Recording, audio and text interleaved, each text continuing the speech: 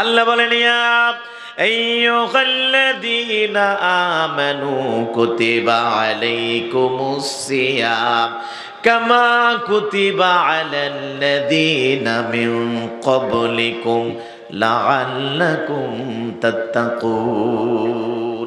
ওহে ঈমানদারেরা শোনো, আমি আল্লাহ তোমাদের উপর রমজানের রোজাকে ফরজ করলাম, যেমন করে তোমাদের পূর্ববর্তীদের উপরে ফরজ করেছিলাম। কেন ফরজ করলাম? যাতে তোমরা আল্লাহর ভয় মুত্তাকি তোমরা হতে পারো। আমার ভাইয়েরা, এখন আপনাদের কাছে জানতে চাই, একটি আয়াতের মাধ্যমে 1 মাসের রোজাকে ফরজ করেছেন কে? একটা আয়াতের মাধ্যমে যদি 1 মাসের রোজা আল্লাহ ফরজ করেন, যেই কোরআনের মধ্যে আল্লাহ নামাজের কথা 80-82 জায়গার উপরে বলেছেন, বলেন দেখি সেই কোরআনে সমাজের কথা আছে না নাই? জোরে বলেন আছে না নাই? বিচারের কথা আছে না নাই? তাহলে আপনি কেমনে কোন কোরআনে রাজনীতির কথা নাই? আল্লাহ বলেন ওয়ামান লাম ইয়াহকুম বিমা আনজালাল্লাহু ফাউলাইকা হুমুল কাফিরুন। আর এক জায়গায় আল্লাহ বলেন ওয়ামান লাম ইয়াহকুম বিমা আনজালাল্লাহু ফাউলাইকা হুমুজ জালিমুন। আর এক জায়গায় বলেন ফাসিকুন। সাবধান সাবধান, খেয়াল করে শোনো। আল্লাহ বলে এই কোরআন দিয়ে যারা নামাজ পড়ে, কোরআন দিয়ে যারা রোজা রাখে, কোরআন অনুযায়ী হজ করে, কোরআন দিয়ে যারা যাকাত দেয়, ওই কোরআনের বিধান দিয়ে দেশ সমাজ এবং রাষ্ট্রের যারা বিচার ফয়সালা করে না, রাজনীতি করে না, তারা বড় কাফের, তারা বড় জালেম, তাদের মতো বড় বেঈমান আর কেউ হতে পারে না। কার কথা? আরো জোরে বলেন কার কথা?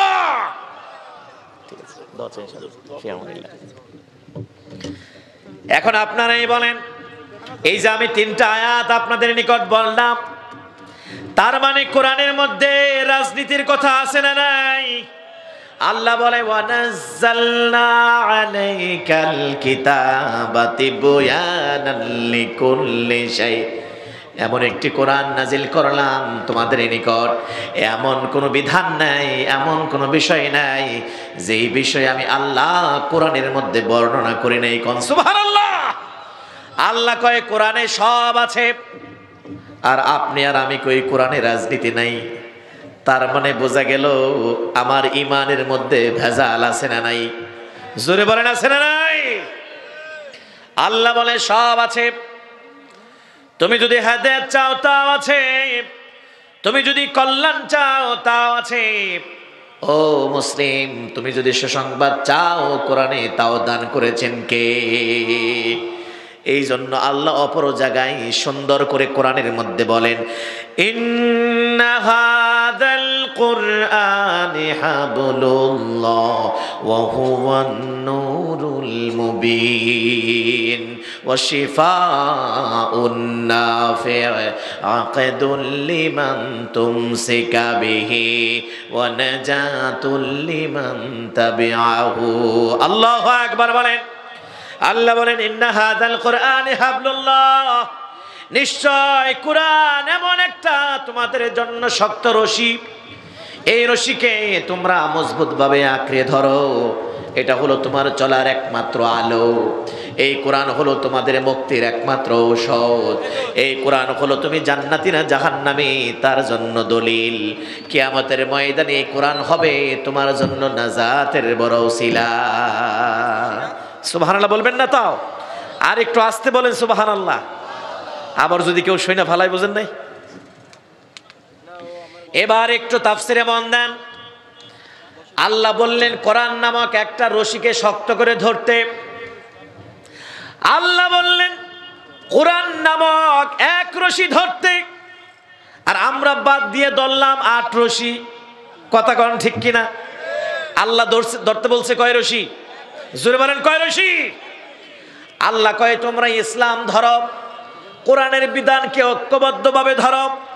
ওয়াতাসিমু বিহাবলিল্লাহি জামিআ, সবাই মিলে কোরআন নামক রশিকেই ধরো, এক রশি। আর আমরা এগুলো বাদ দিয়ে ধরলাম আটরশি। আবার তারা মনে মনে রাগ করতে পারে, পারে কি পারে না? রাগ করলেও কিছু করার নেই। ওরা দেখবে না বড় গানও গায়, মুখ দেখে যে দুঃখে বজিবে, হায়রে মুখ দেখে যে দুঃখে বজিবে, বান্ধব কেহ নাহাই দয়াল বাবা ফরিদ ফরি কোথায় তো যে পাও বাবা হে বাবা। আছে না নাই? নাকি আমি বানিয়ে বললাম? এখন আপনারা বলেন কি বললেন আপনি জানেননি? মুখ দেখে যে দুঃখে বজিবে, হায়রে মুখ। এখন আপনারা বলেন যে বাবার গুণগান গান, আপনার মুখ দেখে এই বাবার দুঃখ বুঝবে, কথা ঠিক না ব্যাঠিক? পুরাই মিশা কথা। যে বাবা ভাতের সামান্য নিচে ভাজা মাছের খবর জানে না, সে বাবা আবার চামড়া ভেদ করে কলিজারে খবর কেমনে জানবে? ঠিক কিনা? আমাদের মুখ দেখে আর না দেখে যিনি সব জানেন, সব বুঝেন, তিনি কে? সামিউন বাসির। সব দেখেন, সব শুনেন আমার আল্লাহ। সে আল্লাহ রাব্বুল আলামিন সব মতাদর্শ, সব কিছু বাদ দিয়ে আমাদের সবাইকে আল্লাহর কোরআনকে ধরতে বলেছেন কে? কবিও কত সুন্দর করে বলেন, পথ ধরো ভাই পথ ধরো, সত্য সঠিক পথ, আল কোরআনের পথ ধরো, থাকবে না বিপদ। পড়েন, আল কোরআনের পথ ধরো, থাকবে না বিপদ। পথ ধরো ভাই পথ ধরো, সত্য সঠিক পথ, আল কোরআনের পথ ধরো, থাকবে না বিপদ। আল কোরআনের পথ ধরো, থাকবে না বিপদ। রাজি আছেন তো সবাই? রাজি আছেন তো সবাই? এই দেশটা প্রথম স্বাধীন হয়েছে 1971 সালে। বলেন তো দেখি কত সালে? 1971 সালে। দেশটার তখন নাম ছিল পূর্ব পাকিস্তান। নাম কি ছিল? পূর্ব পাকিস্তান। এক সাগর রক্তের বিনিময়ে, অসংখ্য জীবনের বিনিময়ে আমরা যুদ্ধ করে স্বাধীন করে আমরা কিসের দেশ বানাইছি? না, খালি বাংলাদেশ না, গণপ্রজাতন্ত্রী বাংলাদেশ। এরপরে আবার আরেকটা দেশ আছে, আমার সোনার বাংলা, আমি তোমায় ভালোবাসি। আছে না নাই? তাহলে এটা কর না কেন? আমার ভাইয়েরা, পূর্ব পাকিস্তানে আমরা বানাইছি সোনার বাংলাদেশ। এখন বলেন দেখি, আমার দেশে সোনার খনি আছে? আছে?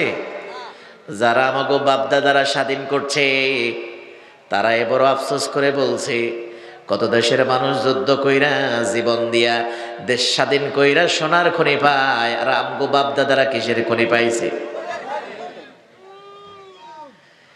71 থেকে বর্তমান 2024-এর শেষ, 25 সাল চলছে।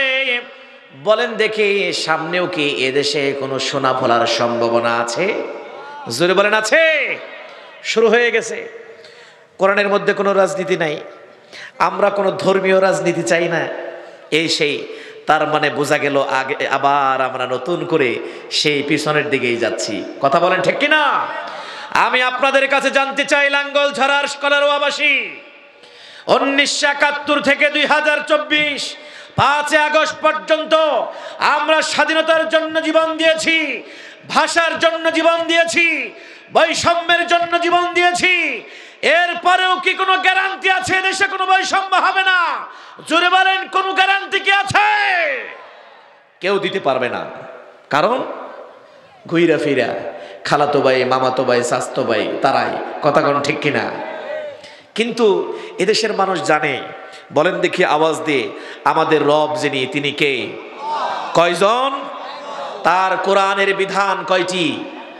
আমাদের কেবলা কয়টি? আমাদের নবী কয়জন? সব যদি এক হয়, তাহলে আমাদের মধ্যে এত নীতি কেন? আমাদের মধ্যে এত আইন কেন?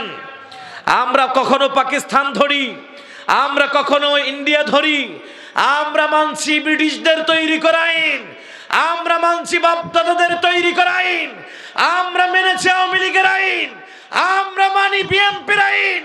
কেন বাংলাদেশ সংখ্যাগরিষ্ঠ মুসলমানের দেশ, সব আইনের কবর রচনা করে কেন আমরা আল্লাহর জমিনে আল্লাহর বিধানকে কায়েম করতে পারি না? কথা বলেন ঠিক কিনা? এই জন্য আপনাদের কাছে জানতে চাই, যেই দেশের যুবকেরা জীবন দিয়েছে বৈষম্যের জন্য, যেই দেশের মানুষ জীবন দিয়েছে স্বাধীনতার জন্য, যেই দেশের মানুষ জীবন দিয়েছে ভাষার জন্য, প্রয়োজন যদি হয় এদেশের সমগ্র মন্ত্রতন্ত্র মানব রচিত আইন এর কবর রচনা করে আল্লাহর বিধান কায়েমের জন্য আরেকটি বার যদি ডাক আসে, কারা কারা রক্ত এবং জীবন দিতে প্রস্তুত দুহাত তুলে দেখা।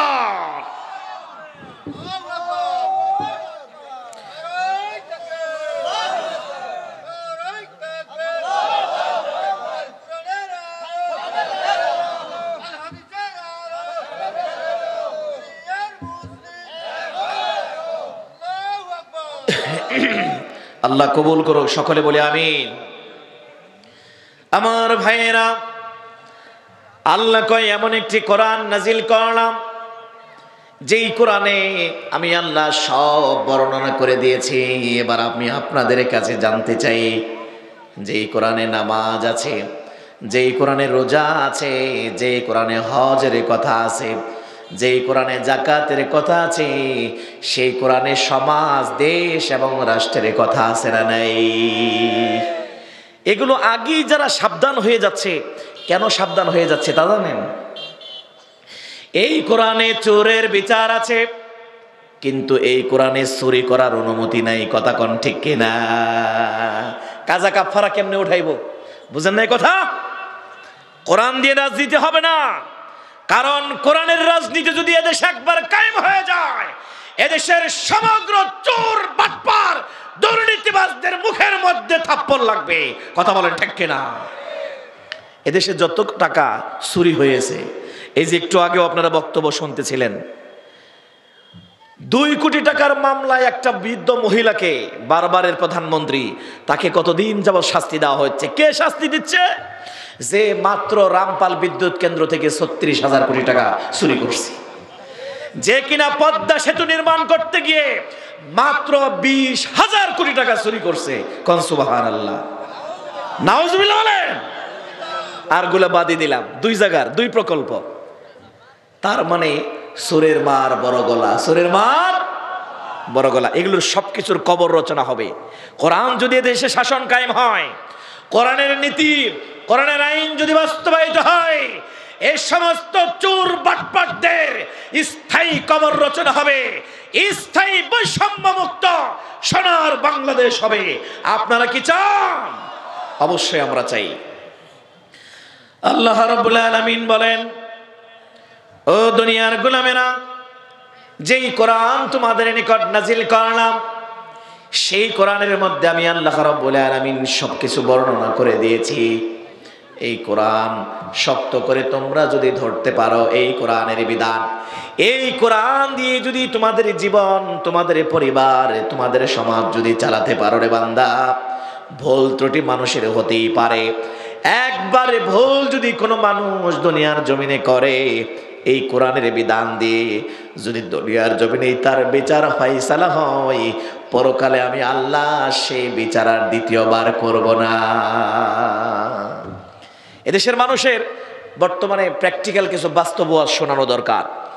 কিছু সুফিবাদ মানুষ আছে দেখবেন, জিকিরের আমল করে, সুবহানাল্লাহ সুবহানাল্লাহ, পরিবার এবং সমাজের খবর নাই না। এরকম কিছু লোক আছে না নাই?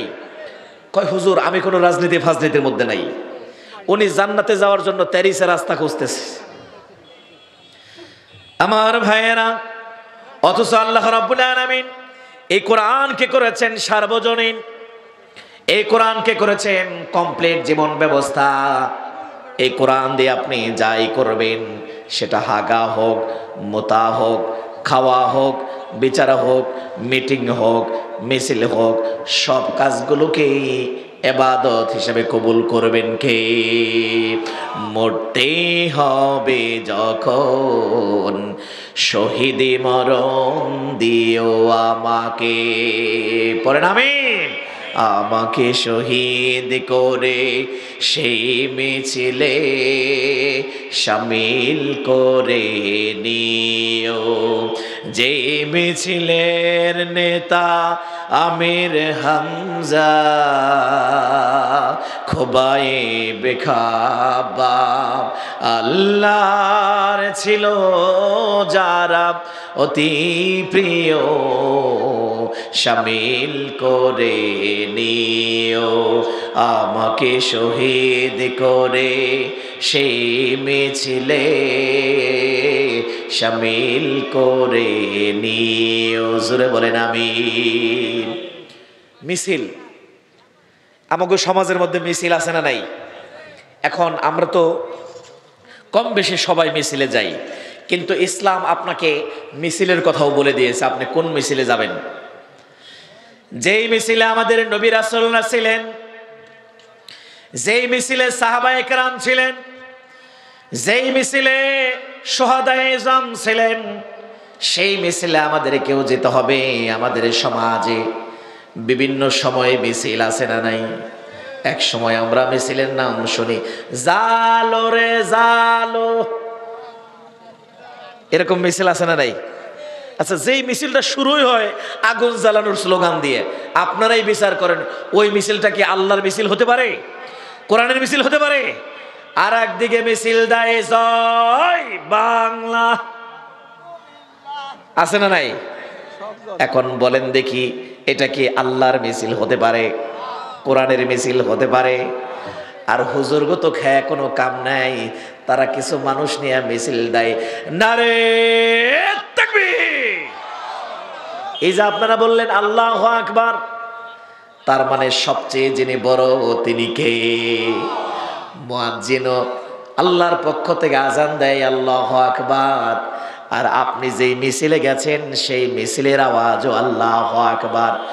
আপনার জীবনের শুরুতে জন্মের পরে যে আজানের ধ্বনি আল্লাহু আকবার, আপনার মৃত্যুর সময়, মৃত্যুর পরেও জানাজার নামাজ শুরু হয় আল্লাহু আকবার।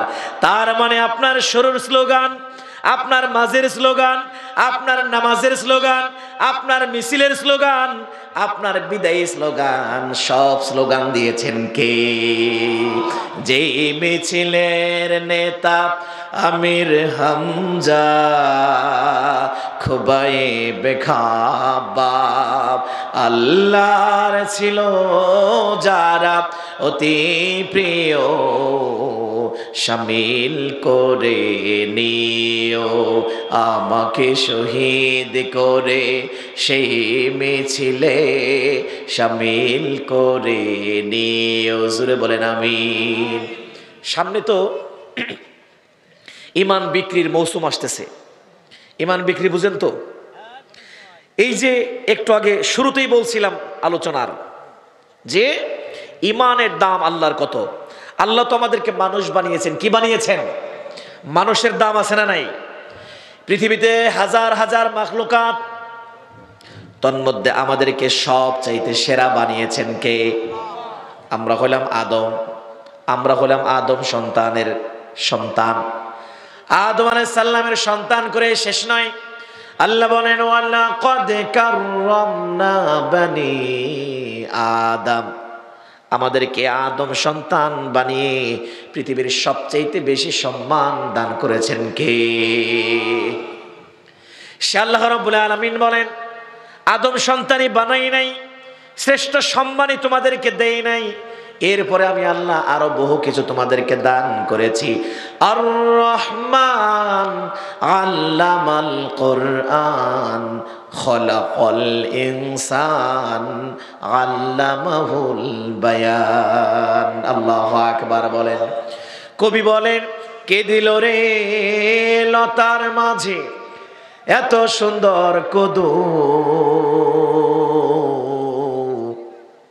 কে দিল রে মোচাকেতে মিষ্টি কত মধু, কে দিল রে মানুষের মুখে এত সুন্দর ভাষা, তারি দ্বারা বুঝাই মানুষ আপন মনের ব্যথা। জোরে বলেন কথা ঠিক কিনা? আর রহমান কত দয়াবান আমার আল্লাহ, আল্লামাল কোরআন কে দেওয়ার পরেও আমাদেরকে আল্লাহ কোরআন করেছেন দান। খলাকাল ইনসান, মানুষ বানানোর পরে আল্লামাহুল বায়ান, আমাদেরকে বয়ান করেছেন দান।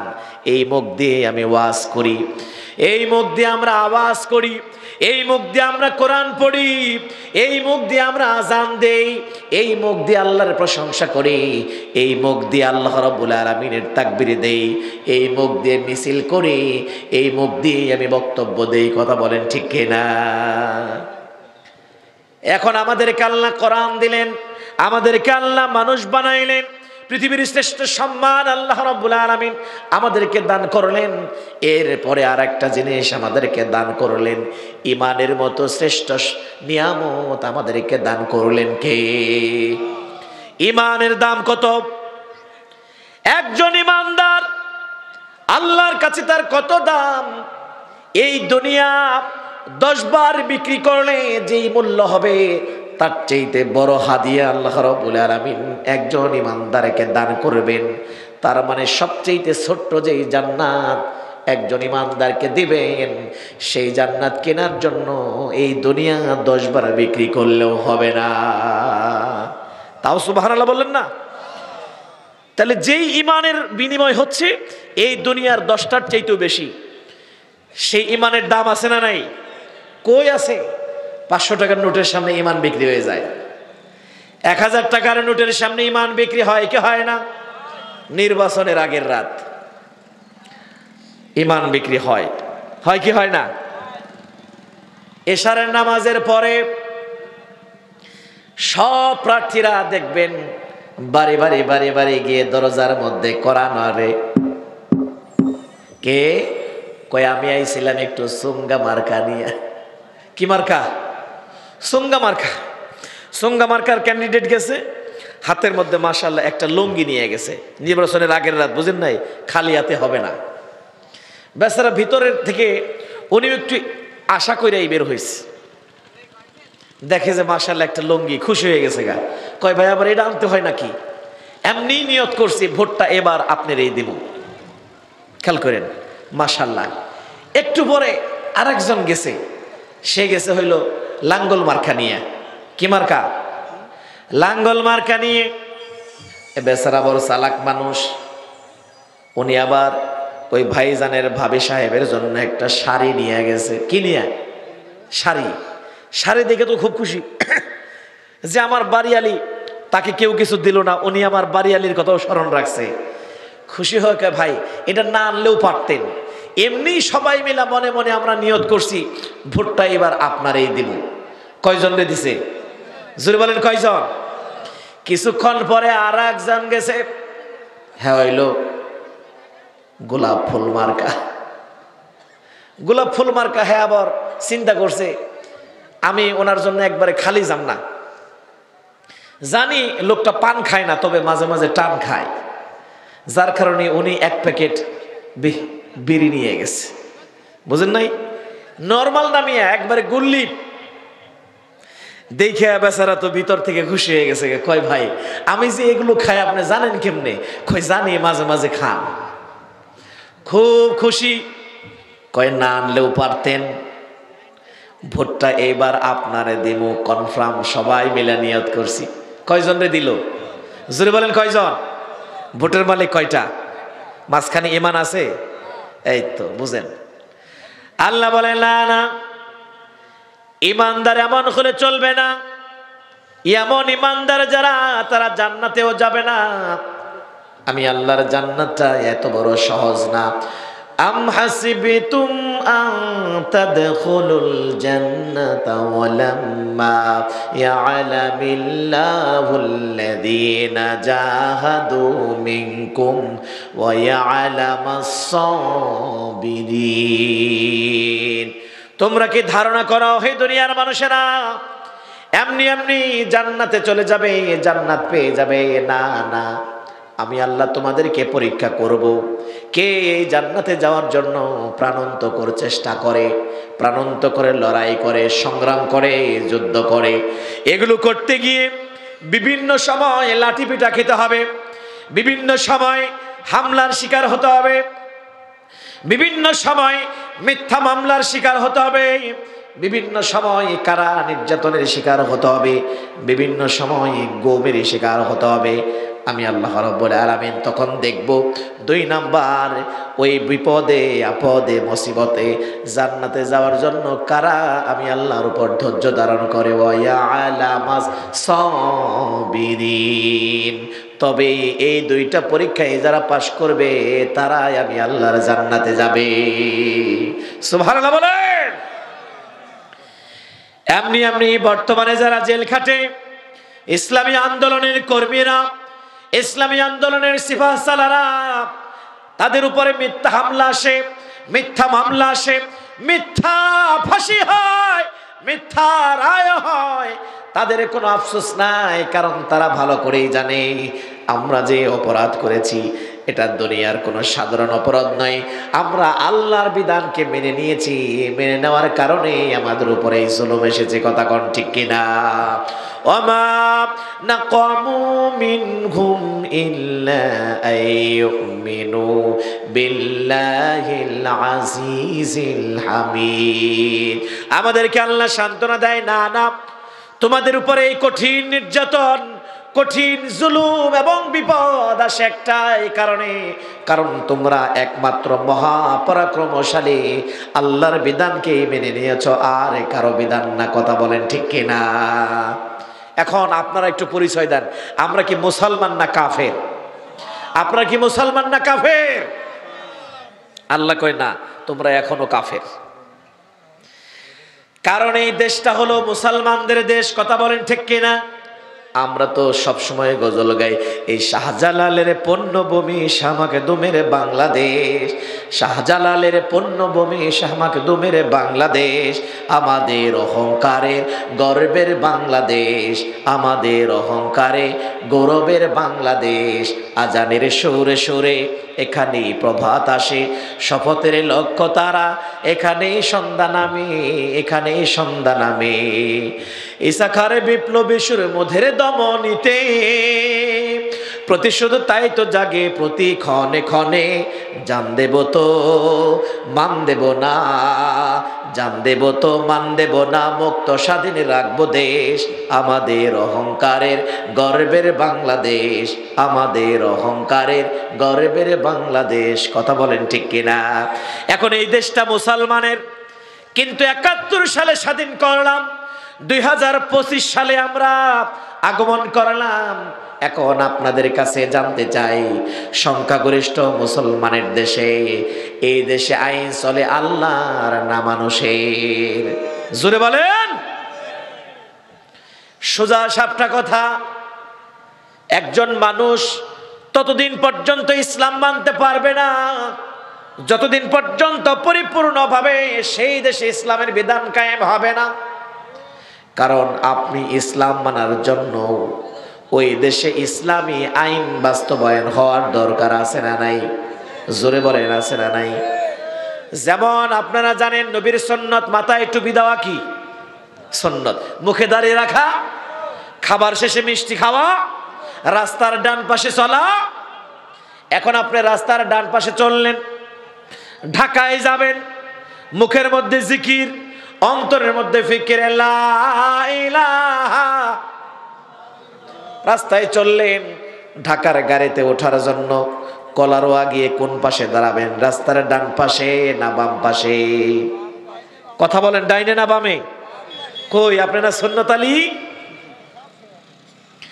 তার চাইতে বড় কথা, আপনি যদি রাস্তার ডান পাশে দাঁড়ান, সারাদিন দাঁড়িয়ে থাকবেন, রাস্তার ডান পাশে আপনার গাড়ি ব্রেক দিবে না। রাস্তার ডান পাশে যদি গাড়ি ব্রেক করে, রাস্তার ডান পাশে দাঁড়িয়ে ওই গাড়িতে আপনি উঠতে পারবেন না, কারণ এদেশের কোনো বাস গাড়িতে ডান পাশে দরজাই থাকে না। কথা কোন ঠিক কিনা? জায়গা মতো নিবেছি মিয়া। আমার ভাইয়েরা, আমরা কেমনে মুসলমান দাবি করি? সৌদি আরব গাড়ি চলে রাস্তার ডান পাশে, ইরাকে গাড়ি চলে রাস্তার ডান পাশে, কুয়েতে গাড়ি চলে রাস্তার ডান পাশে, মিশরে গাড়ি চলে রাস্তার ডান পাশে, ফিলিস্তিনে গাড়ি চলে রাস্তার ডান পাশে, দুবাই গাড়ি চলে রাস্তার ডান পাশে, মিশরে গাড়ি চলে রাস্তার ডান পাশে। এত এত মুসলমানের দেশে রাস্তার ডান পাশে গাড়ি চলে। আর এক সময় ছিল গোটা পৃথিবীর 2 নম্বর মুসলমানের দেশ, সেই দেশে রাস্তার ডান পাশে গাড়ি চলে না, বাম পাশে গাড়ি চলে। কেন গাড়ি চলে এখন পর্যন্ত কারণই জানেন না। কথা কোন ঠিক কিনা? আমার ভাইয়েরা, আমরা ব্রিটিশদেরকে তাড়িয়েছি, তাতে কি হয়েছে? এখনো পর্যন্ত অফিসে, আদালতে, কোর্টে, কাচারিতে, সংসদে, রাস্তাঘাটে সব জায়গায় ব্রিটিশদের তৈরি করা আইনগুলোই চলছে। কথা কোন ঠিক কিনা? আমাদেরকে এখনো ভাবতে হবে, নতুন করে এখনো আমাদেরকে জাগতে হবে। এই দেশটা মুসলমানের দেশ, এই দেশটা ওলি আল্লাহর দেশ, এই দেশটা শাহজালালের দেশ, এই দেশটা আল্লামা সাইদি মতিউর রহমান নিজামী সাহেবের দেশ। সেই দেশে কেন এখন পর্যন্ত কোরআনের আইন বাস্তবায়ন হয় না? একটু চিন্তা করার দরকার আছে না নাই? ক্ষমতায় যায় সারতেই পারে নাই, লুটপাট শুরু হয়ে গেছে। ক্ষমতায় যায় সারতেই পারে নাই, কোরআনের বিরুদ্ধে চলে গেছে। ক্ষমতায় গিয়ে সারতেই পারে নাই, আলেমদের বিরুদ্ধে কথা বলছে। কথা কোন ঠিক কিনা? ওই কোন দেশের আজহারি না মাঝহারি শোনেন না আপনারা? এদেশের কোটি কোটি মানুষের আইডল, যুবকদের হৃদয়ের স্পন্দন, গোটা দুনিয়া যাকে চিনে, ডক্টর মিজানুর রহমান আজহারি। তার নাম বলতে গিয়ে যিনি স্পষ্ট বলতে পারে না, তার মানে সেই লোকটা কোন বুদ্ধিমান লোক না। কথা বলেন ঠিক কিনা? কয় কোন দেশে কে যেন আজহারি না মাঝহারি, তার মানে বোঝা গেলে এখনই তারা পাগল হয়ে গেছে, ভবিষ্যতে আরো টাল হওয়ার সম্ভাবনা আছে না নাই? আপনি যদি কলারোয়ায় গিয়ে ডান পাশে গাড়িতে উঠতে চান, পারবেন না। গাড়িতে ওঠার পর যদি ড্রাইভারকে বলেন, মেরে ভাই ও দোস্ত বুজুর্গ, তুমিও নবীর উম্মত, আমিও নবীর উম্মত, রাস্তার ডান পাশে গাড়ি চলা সুন্নত। এবার সুন্নতের ফজিলত কি? রাস্তার ডান পাশে যারা চলে আল্লাহ তাদের উপর রহম করে। রাস্তার ডান পাশে যারা চলে আল্লাহ তাদের সগীরা গুনাহ মাফ করে। রাস্তার ডান পাশে যারা চলে নবীর সুন্নতের আমল নামায় তার আল্লাহ সওয়াব লেখে। রাস্তার ডান পাশে যারা চলে বিপদ আপদ মুসিবত থেকে আল্লাহ রাব্বুল আলামিন তারে রক্ষা করে। এত ফজিলতের বয়ান শোনানোর পরেও বলেন দেখি, ড্রাইভার কি রাস্তার ডান পাশে গাড়ি চালাবে নাকি বাম পাশেই চালাবে? যদি বেশি ওয়াজ নসিহত করেন, বলবে আমার এত ওয়াজ শুনিয়ে লাভ নাই। এদেশের যোগাযোগ এবং সেতু মন্ত্রী আগে যিনি ছিল আব্দুল কাদের জিলানী রহমতুল্লাহ আলাইহি। কাওয়া কাদের ও আছে কি? উনি কি আছে? ও না, উনি খেলা হবে ঘোষণা দিয়ে গেছে গা, মাশাআল্লাহ। এখন আপনারা বলেন, আপনারাই বলেন, ওনারে যদি আপনি হেদায়েতের বয়ান শোনান, ড্রাইভারকে শুনিয়ে লাভ আছে? কারণ ড্রাইভার ভালো করেই জানে আমার কথায় এদেশের যোগাযোগ ব্যবস্থা, রাস্তাঘাট চলে না। যোগাযোগ ব্যবস্থা চলে এদেশের একজন মন্ত্রণালয়, যোগাযোগ এবং সেতু মন্ত্রণালয় আছে না নাই? এখন আপনাদের কাছে জানতে চাই, জহিরুল ইসলাম জিহাদির মতো 1000-2000 বক্তা যদি রাস্তার ডান পাশে চলার সুন্নতের ফজিলতের বর্ণনা করে, তবু কি এদেশের রাস্তাঘাটের সব গাড়িগুলো ডান পাশে চলবে? চলবে না। তার মানে বক্তা কাদেরকে বানাইতে হবে? কাদের ওয়াজ ঠিক করতে হবে? কাদেরকে আগে ঠিক হতে হবে? আমি আপনাদেরকে ক্লিয়ার করে বলতে চাই, বাংলাদেশের 300 বক্তা আছে যারা সংসদে গিয়ে মাঝে মাঝে বক্তব্য দেয়। তার মধ্যে একজন বক্তা হচ্ছে যোগাযোগ এবং সেতু মন্ত্রী। একজন বক্তা, মাত্র 300 জন শ্রোতা, একদিন যদি সংসদে দাঁড়িয়ে বলে, ও মাননীয় সংসদ সদস্য ভাইয়েরা, দেশটা মুসলমানের, আমরা মুসলমান, আমরা সবাই নবীর উম্মত, রাস্তার ডান পাশে চলা সুন্নাত, যারা রাস্তায় ডান পাশে চলবে আল্লাহ তাদের উপর রহম করবে, বিপদ আপদ থেকে মাফ করবে, সগীরা গুনাহ মাফ করবে, আল্লাহ তাদের রাস্তাঘাটের চলার পথ সহজ করে দিবে। এই কথাগুলো বলার পর যদি বলে এই মুসলমানের দেশে রাস্তার ডান পাশে গাড়ি চলবে, এই আইন বাস্তবায়িত হোক, কারা কারা চান? 18 কোটি মানুষের দরকার হবে না, 18,000 বক্তার দরকার হবে না, মাত্র 151 জন মানুষ যদি বলে হা, 151 জন সংসদ সদস্য হা বলতে দেরি, সাথে সাথে স্পিকার বলবে এই প্রস্তাবটি হাজই যুক্ত হয়েছে, হাজই যুক্ত হয়েছে, হাজই যুক্ত হয়েছে। কথা বলেন ঠিক কিনা? ও আমার ভাইয়েরা, আমরা মুসলমান, আমরা আল্লাহর দল করার কথা ছিল, আওয়ামী লীগ নয়, বিএনপি নয়, জাতীয় পার্টি নয়, জাসদ নয়, অথচ আমরা আল্লাহ রাব্বুল আলামিনের বিরুদ্ধে আমরা দল করি, আল্লাহর বিরুদ্ধে আমরা স্লোগান দেই। আমরা আল্লাহর গোলাম হিসাবে, মুসলমান হিসাবে আমরা ডানপন্থী হওয়ার কথা ছিল, কোরআনপন্থী হওয়ার কথা ছিল। যারা ডানপন্থী এবং কোরআনপন্থী হবে তারাই জান্নাতি হবে। কথা কোন ঠিক কিনা? ও আমার মিয়া ভাই, রাস্তার বাম পাশে গাড়ি চালান, খেয়াল করেননি সেই যে ব্রিটিশ বাংলাদেশ থেকে বিদায় নিয়ে চলে গেছে, আমাদেরকে ব্রিটিশদের শাসনের মাধ্যমে আমাদেরকে ইংরেজ বানাইতে পারে নাই বটে, কিন্তু আজও পর্যন্ত ব্রিটিশদেরকে আমরা ভুলতে পারি নাই।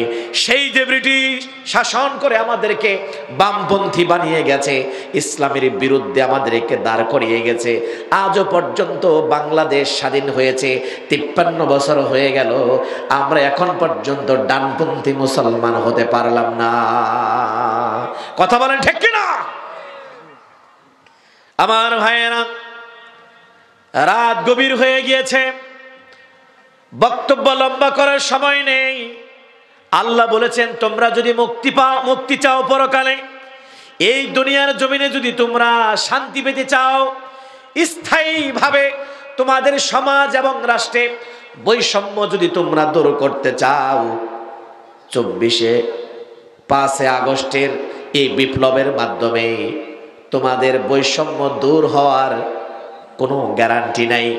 আল্লাহ রাব্বুল আলামিন বলেন একটা মাত্র এই গ্যারান্টি, মানব রচিত তৈরি করা আইন, ব্রিটিশদের তৈরি করা আইন, আওয়ামী লীগ, বিএনপি, জাতীয় পার্টি, জাসদ, বাসদ, মানব রচিত তৈরি করা আইনের কবর যদি তোমরা রচনা করতে পারো, আমি আল্লাহর নাজিলকৃত বিধান দিয়ে দেশ, সমাজ এবং রাষ্ট্র যদি তোমরা গঠন করতে পারো, স্থায়ীভাবে আজীবনের জন্য মক্কা এবং মদিনার মতো বৈষম্য মুক্ত দেশ আমাদেরকে দান করবেন কে?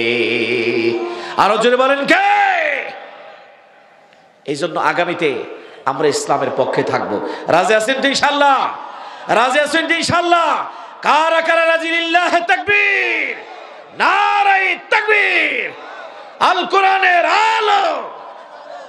আল্লাহ সবাইকে কবুল করুক, সকলে বলি আমিন। মা বোনদের উপস্থিতি বেশি, আমি এটা শুনেছি এবং লক্ষ্য করছি। মা বোনদের ব্যাপারে যেটা বলতে চাই সেটা হলো, আল্লাহ রাব্বুল আলামিন আমাদের আব্বাজান আদম আলাইহিস সালামকে যখন বানাইলেন, বানার পরে ওনারে রাখলেন কোথায়? জান্নাতে। জান্নাতে উনি একা একা, ওনার ভালো লাগছে না, নিঃসঙ্গ। আল্লাহ বললেন ওনার বাম পাজরের বাঁকা হাত থেকে ওনার সঙ্গিনী হাওয়া আলাইহিস সালামকে আমি বানাইলাম। কেন বানাইলাম? ও জাআলা মিনহা যাওজাহা লিয়াসকুনা ইলাইহা, যেন উনি একটু শান্তি পায়, উনি সঙ্গী হিসাবে তাকে যেন পেয়ে আনন্দ পায়। এই জন্য আমি আল্লাহ ওনার সঙ্গিনী বানাইলাম। নারী জাতিকে আল্লাহ বানিয়েছেন সঙ্গ দেওয়ার জন্য, শান্তি দেওয়ার জন্য, সমাজে এবং রাষ্ট্রে তারা শান্তি প্রতিষ্ঠা করবে। এখন বলেন দেখি, সেই নারী জাতি বর্তমানে শান্তি আমাদেরকে দেয় নাকি অশান্তি দেয় বেশি? একজনের জ্বালায় তো পুরো বাংলাদেশ শেষ। কথা কোন ঠিক কিনা? তবে আল্লাহ দয়া করছে, মায়া করছে, প্রোডাকশনটা যেই দিল্লির পাঠিয়ে দিছে আল্লাহ এই দিল্লি। কথা কোন ঠিক কিনা? আল্লাহ যেন ওই জায়গায় রাখে। এবার আল্লাহ রাব্বুল আলামিন বলেন, মায়ের জাতি তারা সবচেয়ে সম্মানিত, তারা সবচেয়ে মর্যাদাবান।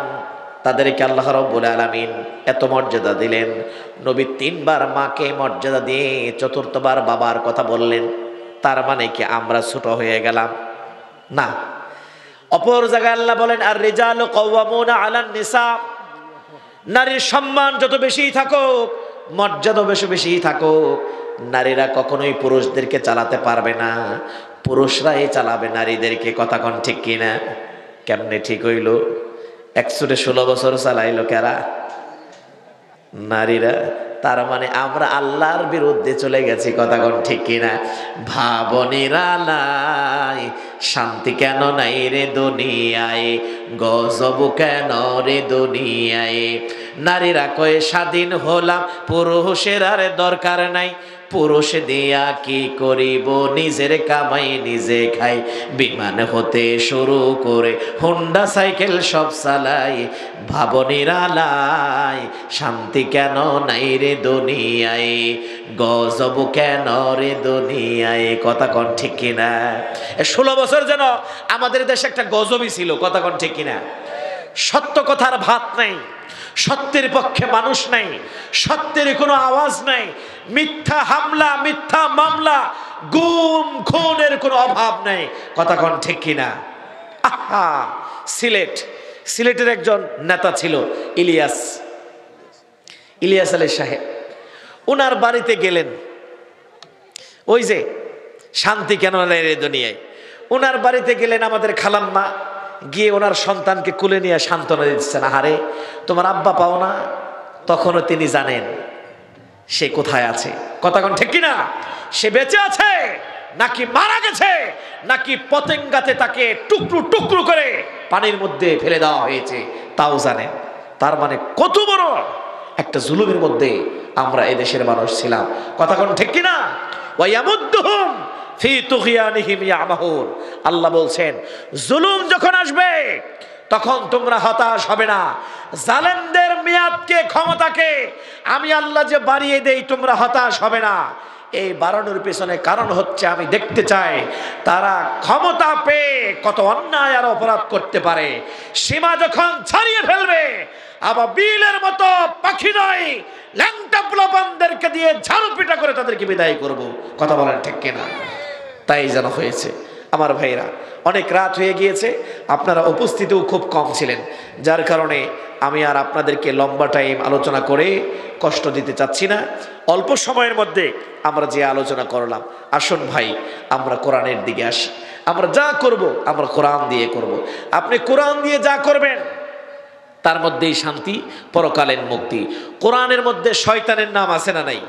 কথা কোন আছে না নাই?